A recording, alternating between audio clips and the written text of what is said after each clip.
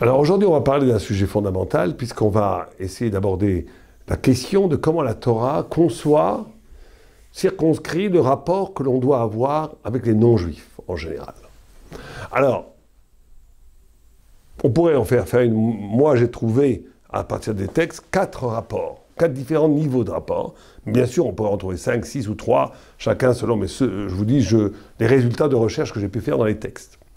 Et il y a en vérité 4 rapports.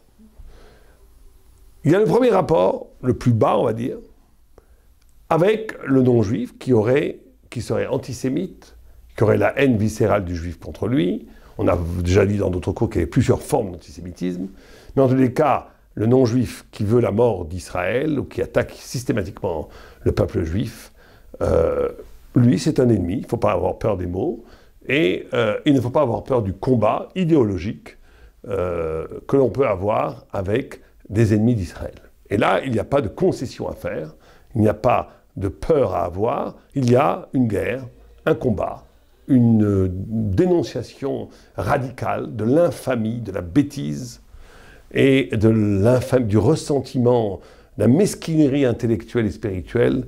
La mesquinerie, c'est même plus spirituel, il n'y a plus de spiritualité à ce niveau-là, la mesquinerie du cœur, du sentiment antisémite contre les juifs, et dans ce cas-là, il n'y a pas d'avoir de concession, ni de compromission avec ces gens-là. Ce sont des ennemis, il faut assumer qu'on a des ennemis. Donc je ne dis pas plus, c'est le premier niveau, c'est évident que l'amour du prochain n'intègre pas l'antisémite. L'antisémite est un ennemi, alors on peut toujours espérer qu'il fasse repentance et qu'il revienne, dans ce cas, il n'y a aucun problème. Mais tant que la personne reste antisémite, c'est un ennemi, et il ne faut pas avoir de complaisance par rapport aux ennemis d'Israël. Parce que ceux qui sont ennemis d'Israël, quelque part, ils sont aussi ennemis de Dieu. Et donc, il n'y a pas de complaisance à avoir, ni de concession à faire avec ces gens-là. Ce sont des ennemis, il ne faut pas avoir peur de la guerre que nous aurons et que nous avons avec eux. Ça, c'est le premier point. Deuxième niveau, heureusement, j'espère que le premier niveau est le moins intéressant en vérité, si ce n'est dans l'analyse de l'antisémitisme, qui fait l'objet de cours différents, mais dans le niveau du rapport, quelque part, il n'y a pratiquement jamais de rapport. Le deuxième, c'est, on va dire, Stam, une personne non juive, lambda, normale, on va dire. Alors là, c'est très important d'émanciper le concept de respect. Et il faut faire attention à une créature de Dieu, juive ou non juive, a le droit, au nom de la Torah, à notre respect. Le respect, ça veut dire de la considération. Même le Chovat HaLevavot nous dit que nous pouvons apprendre même des non-juifs, par rapport à certaines actions qu'ils font, des valeurs morales, éthiques, que nous pouvons intégrer dans nos vies. Là, le Pirkei Avot dit « Chochma bagoim te'amin ». La sagesse chez les nations, crois-le, respecte l'intelligence des nations, tu peux même t'en enrichir, et il n'y a pas de problème. Et il faut faire très, très attention. Surtout nous, les gens de Torah, qui au nom, soi-disant, de la Torah, vont développer des discours de haine pour l'altérité, des discours xénophobes, tout ce qui ne serait pas juif serait affreux, etc., etc. Ce genre d'attitude raciste est d'abord condamnable au premier niveau, au niveau des midotes, parce que la personne, en vérité, trouve un terrain facile pour exhorter sa haine et sa bassesse. Mais aussi, surtout, c'est une grande faute, parce qu'elle profane la Torah elle-même. Quand on utilise la Torah elle-même pour assouvir des haines, la haine de l'autre, la haine de celui qui n'est pas comme moi, et qu'on utilise la Torah pour glorifier l'aspect tribal du peuple d'Israël, et qu'on ne voit que du mal dans tout ce qui n'est pas juif, c'est pas simplement un problème de midot, c'est pas un problème de trait de caractère, c'est pas simplement une dégradation psychologique, psychique et morale et éthique intérieure. Ce n'est pas simplement la culture du ressentiment et de l'imbécilité. C'est un chiloul à teiré. C'est un chiloul de la Torah elle-même.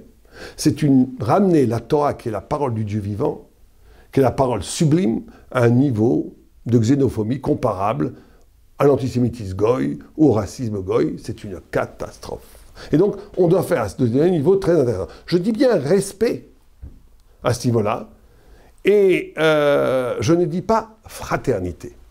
Parce que c'est là où il faut bien comprendre, on reproche très souvent aux Juifs de dire « mais comment se fait-il que la Torah elle-même dit qu'on peut prêter intérêt aux non-juifs et qu'on n'a pas le droit de prêter intérêt à un juif. Est-ce que ce n'est pas une forme de racisme?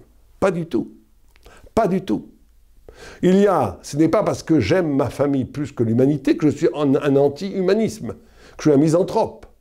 Ce n'est pas parce que je privilégie une relation dans un certain cadre communautaire que j'ai la haine de l'autre. Ça n'a aucun rapport. Le prêt à intérêt, c'est quelque chose d'admis, d'acceptable moralement, économiquement et même essentiel économiquement dans l'économie générale du monde. Donc je ne vois pas pourquoi un juif en serait exclu quand il fait du commerce bancaire avec les nations. Il n'y a aucun problème.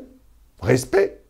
Et respect autant qu'un goy doit du respect à un autre goy. Qu'un non-juif doit du respect à un non-juif. Le juif se doit d'avoir du respect, même plus, par rapport à un non-juif, autant au moins qu'un non-juif doit avoir du respect par rapport à un autre non-juif. Ceci dit qu'à côté de ça, il élabore une relation privilégiée avec la communauté d'Israël. Ce n'est pas du racisme, c'est au contraire. C'est toujours cet communautarisme d'Israël est là pour édifier une humanité qui va, par son génie, faire naître des lumières de vérité qui vont être bénéfiques à l'humanité tout entière. Je ne veux pas y revenir, mais on sait très bien que le peuple juif est le peuple qui a le plus contribué dans l'histoire de l'humanité à l'édification de la moralité dans l'humanité. Et même si on est en antisémite, on est obligé d'admettre que sans le judaïsme, donc sans les juifs, il n'y aurait pas de christianisme, il n'y aurait pas d'islam, il n'y aurait pas toute l'histoire de la modernité, puisque toutes ces religions viennent du judaïsme. Et là, les formules qui ont façonné la conscience universelle, aime ton prochain comme toi-même, protège la veuve et l'orphelin, respecte l'étranger, qui sont des phrases que Dieu dit dans la Torah, sont des phrases que Dieu dit dans la Torah, données aux Juifs, qui a éclairé éthiquement, moralement le monde entier. Donc respect. Mais pas encore fraternité. Respect, comme n'importe quel homme, se doit de respecter son prochain. Troisième niveau que la halacha, que la Torah nous donne elle-même, c'est quand un non-juif respecte les 7 mitzvot de Noé. Ça veut dire que, bien sûr, bon, les 7 mitzvot, on peut les énumérer très rapidement, c'est la base de l'éthique, c'est de ne pas tuer son prochain, pour ça la plupart le font, heureusement, ne pas faire d'idolâtrie, de ne pas commettre d'adultère, ne pas dire, ne pas blasphémer, commettre la justice, ne pas manger la chair des animaux vivants et ne pas voler. Si on sait que, bon, ça c'est une des vues, il y a des vues qui disent qu'il suffit qu'il ne fasse pas d'idolâtrie, enfin, il y a plusieurs vues dans les Rishonim, mais de façon générale, si on sait qu'un non-juif respecte ces 7 fondamentaux de la halacha pour un non-juif, alors il y a une obligation supérieure au respect qui est celle de la solidarité. C'est-à-dire qu'à ce moment-là, on est obligé, par exemple, si cette personne n'a pas d'argent, de lui donner de l'argent. On est obligé de prendre en charge et de s'inquiéter de son bien-vivre, de son bon-être à vivre, de son bien-être. On est obligé de prendre en charge sa détresse. Et c'est un principe de solidarité. C'est-à-dire que le juif, le peuple d'Israël, c'est vrai que la tendance, le peuple d'Israël est tellement occupé, investi dans le travail divin, dans l'étude de la Torah, dans les mitzvot, dans les pratiques, qu'il fait déjà tellement en édifiant une humanité qui tend vers la perfection et qui, par son rayonnement, va influencer le monde entier, comme on l'a dit. Mais ça ne lui dispense pas d'être à l'éveil de la détresse des autres.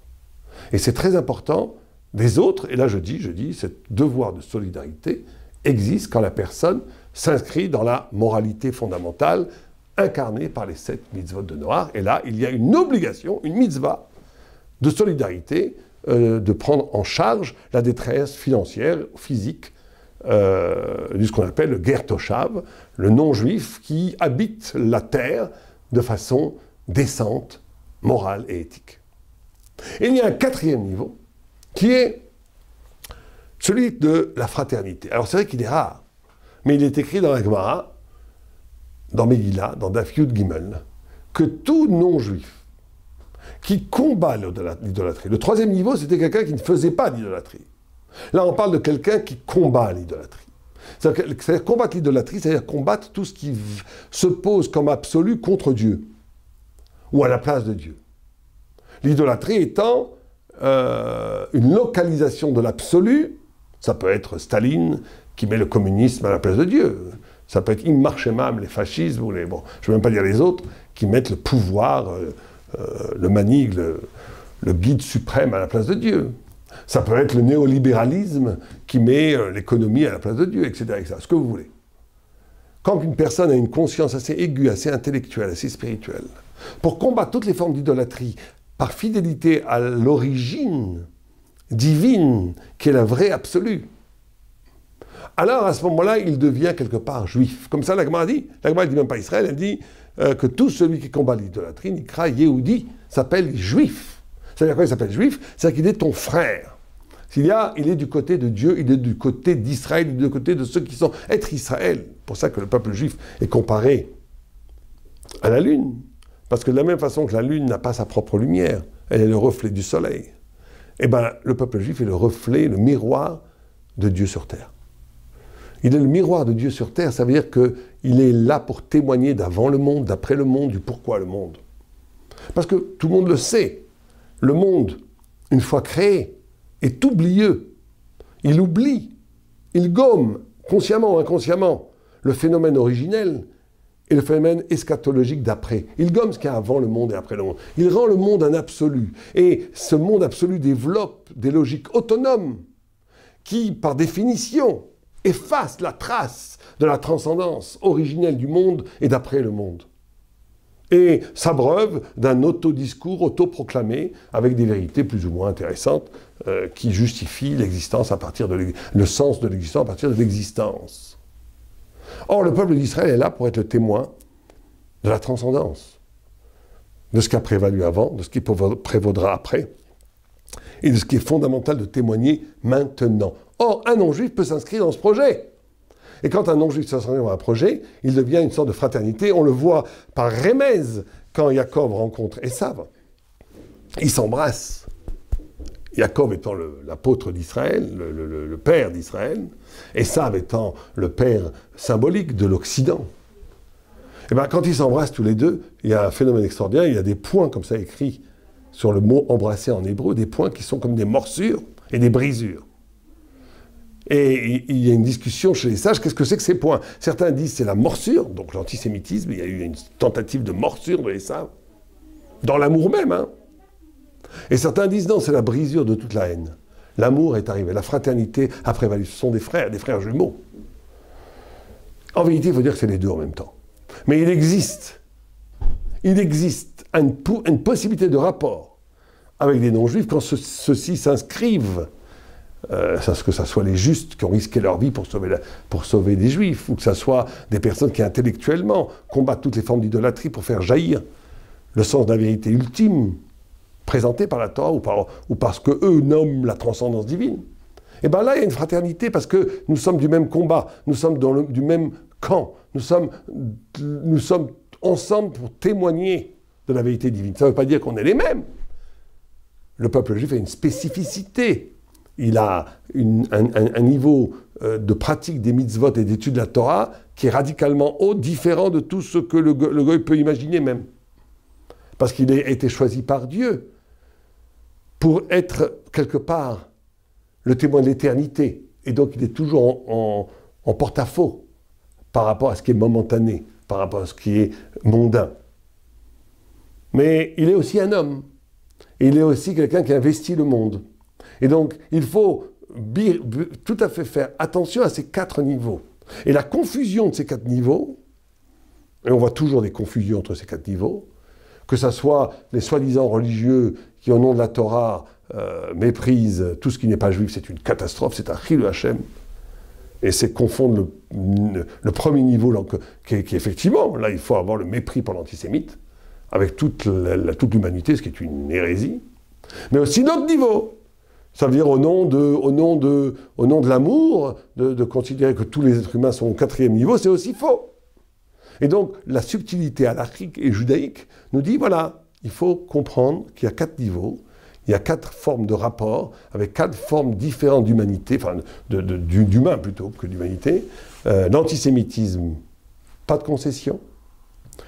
Le non-juif en général, respect.